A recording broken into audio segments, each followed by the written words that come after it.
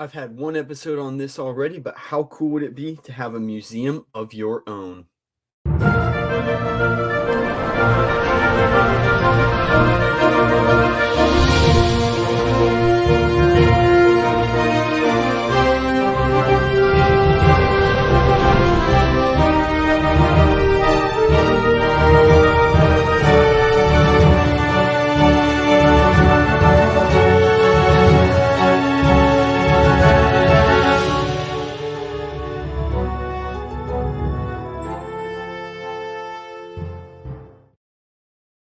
Hey guys, welcome back to the Prehistoric Life Podcast. I'm your host, Eric Crawford, and today we're going to just dive right into this episode.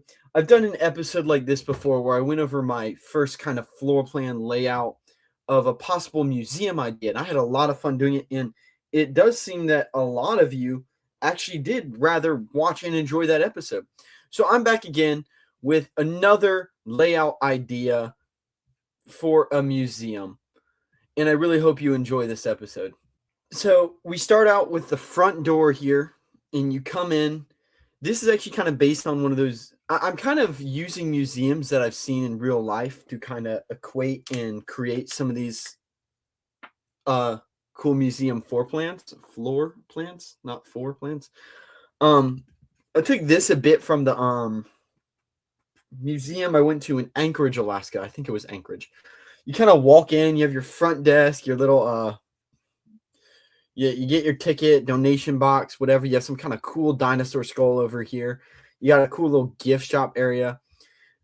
You walk in and you have these two really this is where the Anchorage comparison ends, but I digress. You walk in, you have these two really long wall mounts. One could literally just be history of like life on Earth, things like that.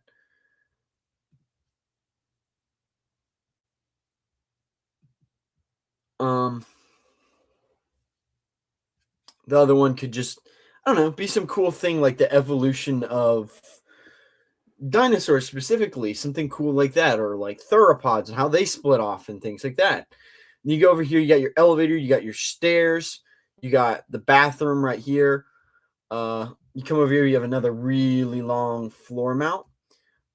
You have some really thin wall specimens. You got some like a triceratops skull facing the restroom set. These benches have something cool to look at. Then you get the atrium, is I think what they're called. This one, I love the huge natural light cylinder thing from North Carolina Museum of Natural History with the Acrocanthosaurus. And I love Barosaurus. I feel like it is heavily underrated.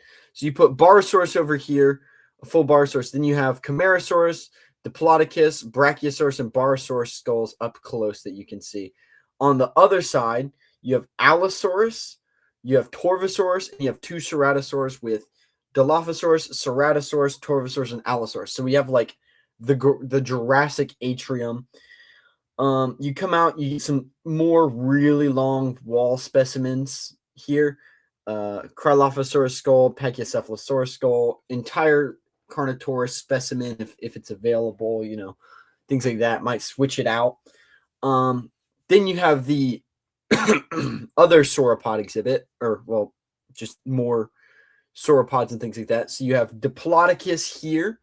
On this side, you have a Margosaurus over here. You got a Brachiosaurus that brings its head up. You have a Stegosaurus, because why not? Stegosaurus is cool, and I feel like I'm leaving it out in here, so I wanted to include it. Some more really cool wall mounts on here, just individual things. One could be trilobites, bivalves, ammonites, crinoids would be cool. I'd love to get some invertebrates in there, maybe some buggies, some bugs and plants and things like that. Then we come over to the elevator / stairs. You come up, and the first thing you see, this should not say Tyrannosaurus Red, it should say Tyrannosaurus Rex, is a Tyrannosaurus Rex skeleton. Maybe a miniature one, maybe a full one. I don't really know compared to size. Kinetic sand and topography right here. Then you come over here You have a really cool like balcony that overlooks Peruvian evolution in small dromaeosaurid exhibit. So you have like Archaeopteryx, young Qui, I think is what it's called, or something like that. Early pterosaurs, velociraptor, things like that here. But then you look out and you see a giant pterosaur mobile, or just a giant one with some smaller ones around it looking at, and you have some cool information here. You come to the other side, you have open screen with Acrosaur family tree on display. The one that I made would be pretty cool. You have some really unique pterosaur skeletons that are hanging from the ceiling with info plates. You have this really cool Dilophosaurus in the corner. A really cool long wall case. I don't know what I would put there. Maybe something two-dimensional somehow, like one of those flat, huge wall mounts of something, maybe like mosasaurs and things like that. Well, I don't really know, because I have on this side Pachycephalosaurus fending off Archaeoraptor from before, going after young Parasaurolophus Pachycephalosaurus. Jeez, I can't speak. Skeleton. Over here we have the Mosasaurus, of course, Elasmosaurus, and on this side you have Ichthyosaurus. Flattened Boropelta skeleton would be cool to have here. Ankylosaurus skull, other Ankylosauria families, like other little display here. Young Tyrannosaurus skeleton versus Nanotyrannus skeleton. So you get that direct side-by-side comparison of those two things. I think that would be a really cool display to have, so you can actually show the anatomical differences between a younger, of that theory between when Nanotyrannus was just thought to be younger Tyrannosaurus and things like that. You can actually have them side by side and show that distinction. And another really cool idea I had was a catwalk. I would love to see a catwalk that goes beside upper parts of sauropods so you could actually see them. So that's what I included here, this really cool catwalk that these things are hanging near. So you can actually go next to the Brachiosaurus. Maybe its head is actually leaning towards the catwalk. The same thing with Diplodocus, the head's up coming towards the catwalk. You can actually see over the top of a Margosaurus and Stegosaurus. I think both of those would be really cool things. Now, one thing I'm directly noticing I left out was just straight up well, no, you have Allosaurus over here, but a unique Allosaurus display. I personally am partial to Allosaurus. I want like a super unique Allosaurus display. I guess you have that here with Allosaurus Torvosaurus and the Ceratosaurus here. I think that's kind of cool to have there. But I do love a lot of natural light. Now, the roof here would probably be like a... If any of y'all remember Jurassic World Fallen Kingdom, where they have that roof that the Indoraptor falls through, something like that. So you get a lot of natural light that beams down on these sauropods. I love natural light. This fluorescent light just burns after a while. I would love to be able to let in a lot of natural light onto these reconstructions. And speaking of reconstructions, here's actually a word from one of our sponsors. If you follow my account, you probably like dinosaurs, fossils, in the prehistoric world. And if you have ever shopped for fossils, you'll see that a lot of them have some very high prices, rightfully so, because they are usually one of a type specimen. Then you go look for casts, and you see a lot of these low quality casts going around, so you just don't know what to do. You either have to buy something super expensive or something super low quality. Enter Dinosaur Skeletons. Dinosaur Skeletons specializes in creating museum-quality replicas of prehistoric life and is renowned for its highly detailed reconstructions. Founded by a professional paleo artist with over a decade of experience in the collectibles industry, they are dedicated to providing enthusiasts, collectors, and institutions with the opportunity to own magnificent, lifelike prehistoric replicas.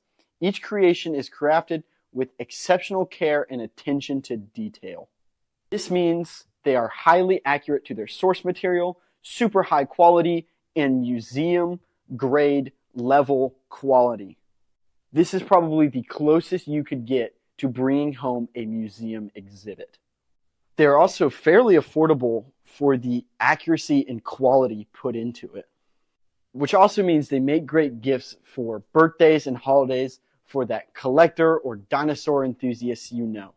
So go check out Dinosaur Skeletons and get your cast today.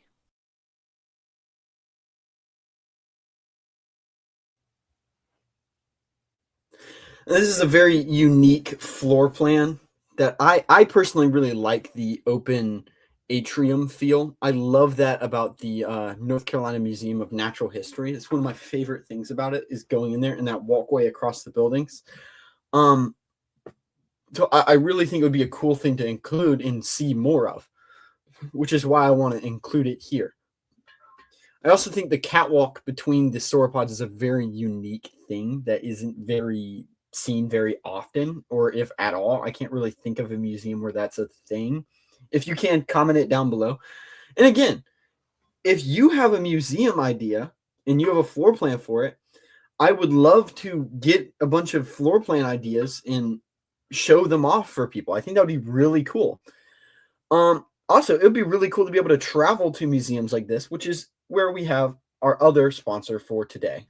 Huge shout out to today's sponsor, Dinosaur Trips. If you enjoy these majestic creatures I talk about here on the podcast and would like to go see them for yourself, I would heavily recommend Dinosaur Trips. Dinosaur Trips is a company created to give people a behind-the-scenes in-look on museums and dig sites, along with just having an amazing time looking at these amazing, fabulous, majestic creatures. So if you sound interested, go to www.dinosaurtrips.com and tell them Prehistoric Life sent you and get $250 off your tickets. Now, back to the show. And I think this is like a good place to leave it off. I think this is a very unique floor plan. If you have any suggestions for ideas, I would love to come up with like a communal floor plan for like the Prehistoric Live online, Prehistoric Life online museum idea. I think that'd be a very cool thing. But until then, I'm your host, Eric Crawford. This has been the Prehistoric Life podcast. And I hope you all have a great afternoon, morning, evening, or night. And remember, keep it prehistoric. Goodbye.